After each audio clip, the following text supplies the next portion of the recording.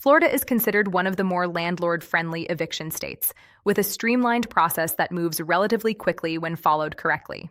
Step 1. Serve the correct notice.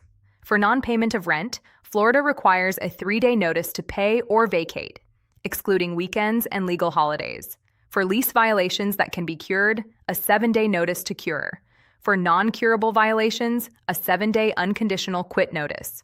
Make sure your notice is specific, accurate, and properly served.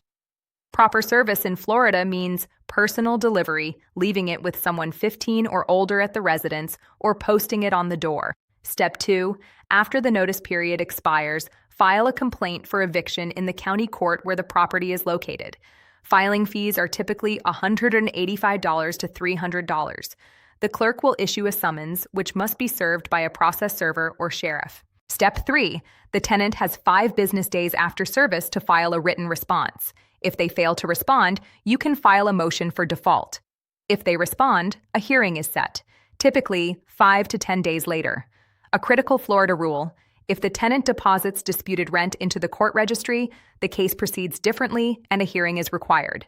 This is why accurate rent amounts on your notice are essential.